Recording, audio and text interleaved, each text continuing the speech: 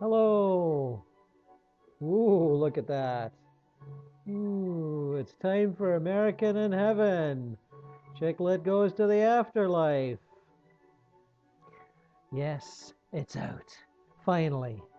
After 3 years of trying to convince the publisher to do it and have him convince the buyers to take it and the stores to stock it, we now have some new age fiction.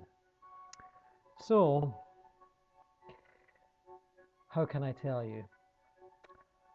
I initially wrote it as a reaction to the then famous novel The Lovely Bones by one Alice Sebold, in which I found her heroine, her deceased heroine, existence as a earthbound ghost was somewhat unconvincing and not really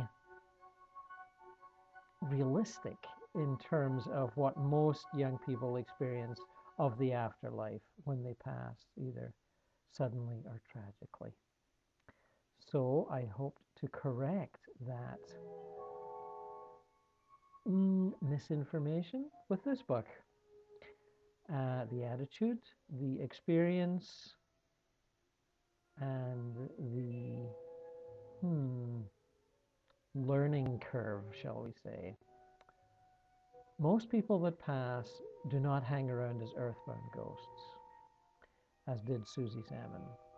I'd say at least 90% of those who pass fairly quickly move on to the real afterlife world. Not here. They move on completely and successfully and live there.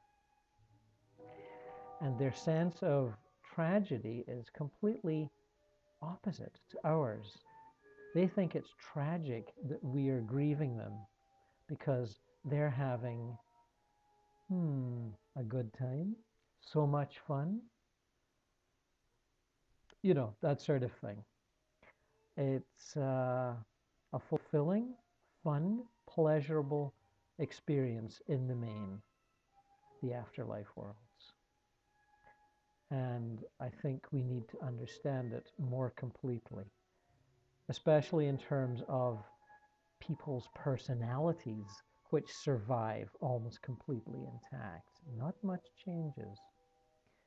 And I will give a little example of that from reading Melanie's, that's my protagonist, Melanie, her experience of her mother and father after she's been gone quite a while and settling in on the other side. Mom's the worst in a way. I'll get this emotional tug sometimes, this weepy rope pulling at my waist, and I'm reeled in like the catch of the day. And when I get to where she's at, it's like a grocery store or something equally loser-like. Last time it was the baby food section. She's standing there weeping, and I'm forced to stand beside her and watch. I say all the usual stuff we dead kids say. It's okay, Mom, I'm here. And, Mom, there's no need for this, I'm right here beside you. And, Mom, please don't cry, please. And finally, oh, lady, get a life. I put my arm around her shoulder. I hug her waist till I run my arms right through. I pull on her hair. None of it does any good. I'm like this hopeless, useless piece of schmooze. I follow her home, hoping she'll finally notice me, but she doesn't. Not a wasted trip entirely, though. When we get there, Bewley, our golden lab, catches the vibe and licks her all over till she giggles a bit. Then she rolls around the carpet with him and feels better. I know he sees me because he looks right at me with that lab grin they've got and barks a bit. I wave back and he barks again. Mom just thinks he's excited, but doesn't shush him because he's the best friend a housewife ever had, or so she says. After that phase, she gets the "wanna look in the photo album" vibe, and I stand in front of her yelling, "No, Mom, let's not go there, huh?" Because I know what that means. More weeping and wailing than I have to endure. Sometimes my ranting works and she changes her mind and starts working on supper. And sometimes she has a cigarette and watches a soap. Then I usually return to the land of love and light, as Guide Sonia calls it, to resume my fun-filled death life. Last time Dad yanked on my chain, I found him at lunch with his secretary, Andrea, mourning my loss.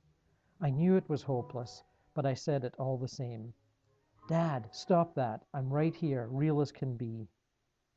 Oh, what a great kid I'd been. A bit nutty, but all creative people are eccentric. He understood that. Full of promise. Such a great future ahead of me. Andrea added that it wasn't a waste, really, that people went on and had lives in the afterlife. She watched that psychic guy, John Edward, and knew lots of stuff.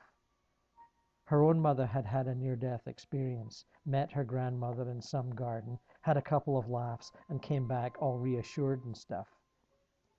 Dad said he wished he could believe that. I said, believe it, Dad. I'm right fucking here in your face. Then Andrea says, maybe she's here with us now. Who knows? She could be listening to us talk. I turned to her shouting, yes, Andrea, right on. You got it. She just looked at my dad, all intent and smiling, trying to, I don't know, lift his spirits, I guess.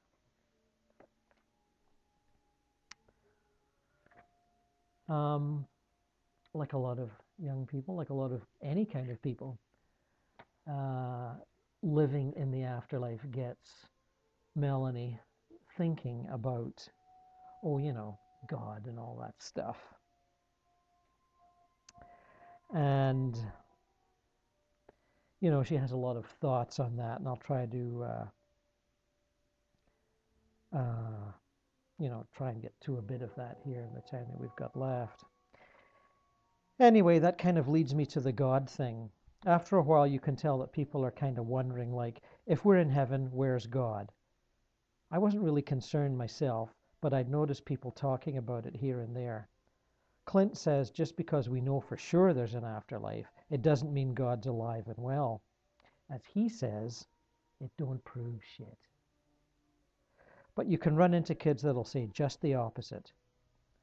We're dead and we're here, so there must be a God kind of thing. They often turn out to be church kids that don't bother going now that their parents aren't around to check up, but who are still into the way the Bible lays it down. I figure they really need to believe that there's a God, that they can't survive without that kind of comfort. Still, they might be right. I just wonder why they have this need to be right. So what if there isn't? We're already in paradise, so what is there to worry about? Sometimes I wonder if they want something to worry about, like they used to worry about what their friends would think, about their favorite guy of the moment ditching them, about their father dying and leaving them no money for college, about not getting the prom dress they wanted.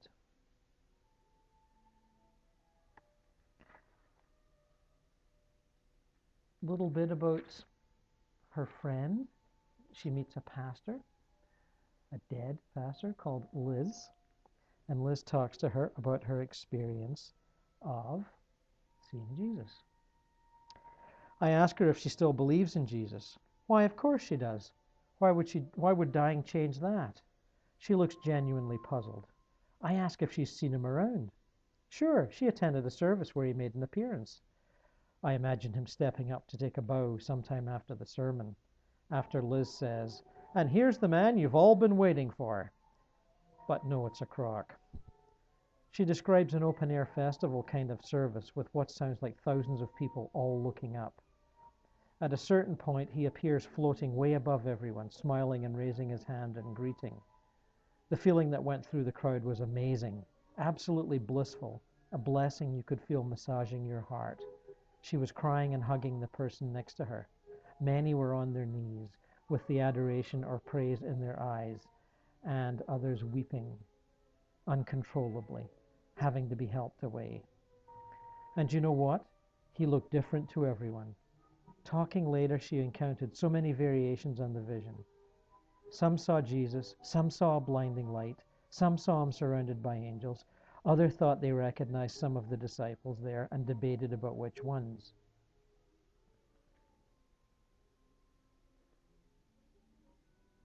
There you go. There's a bit of an American in heaven.